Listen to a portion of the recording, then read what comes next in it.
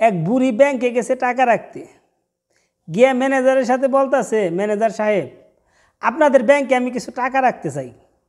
তো ম্যানেজার সাহেব বলল, ভালো কথা, আমাদের ব্যাংকে টাকা রাখবেন তো কত টাকা রাখবেন? তখন বুড়ি বলল, ম্যানেজার সাহেব আপনাদের ব্যাংকে আমি 5 লক্ষ টাকা রাখতে চাই। এই কথা শুনে ম্যানেজার বলল, আপনি একদম বুড়ি মানুষ, আপনার কাছে এত টাকা, আপনি এত টাকা কোথায় পেলেন? আপনি কিভাবে এত টাকা কামাই করেন? তখন বুড়ি বলল, ম্যানেজার সাহেব আমার কামাইয়ের লাইন হইল আমি বিভিন্ন জনের সাথে বাজি ধরি, বাজি ধরে এই টাকা উপার্জন করি। তখন ম্যানেজার বলল যে আপনি বাজি ধরে এত টাকা কামাই করেন? তখন বুড়ি বলল, জি ম্যানেজার সাহেব, আমি বাজি ধরে এই টাকা কামাই করি, যদি আপনি ইচ্ছা করেন আপনার সাথে আমি বাজি ধরতে পারি। ম্যানেজার তখন বলল, কিভাবে?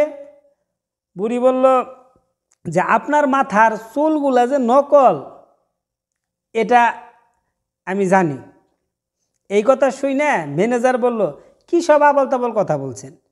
আমার মাথার চুল নকল হতে যাবে কেন? আমি এখনও যুবক, আমার মাথার চুল সব আসল।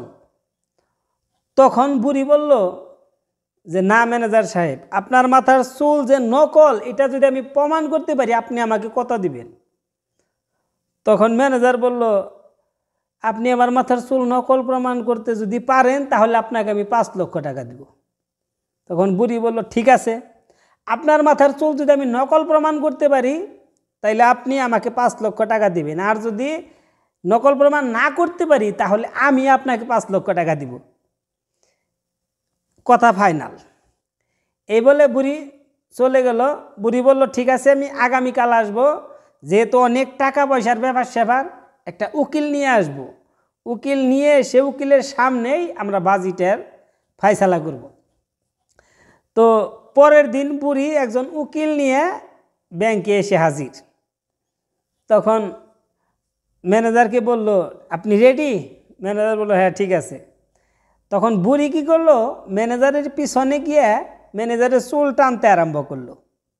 আর ম্যানেজারের এই চুল টানা দেখে বুড়ির সাথে যে উকিল আইছে ওই উকিল ডেজে দেয়ালে মাথা আশ্রাইতে শুরু করলো।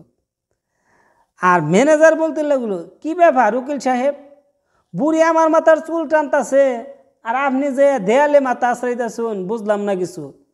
এই কথা শুনে উকিলে আরও চিৎকার করতে আরম্ভ করলো। তারপর উকিলে বলল, ম্যানেজার সাহেব, এই বুড়ি আমার সাথে বাজি ধরছে যে ব্যাংকে গিয়ে যদি ম্যানেজারের চুল ধরে টানতে পারি তাহলে আমি তাকে 10 লক্ষ টাকা দিব।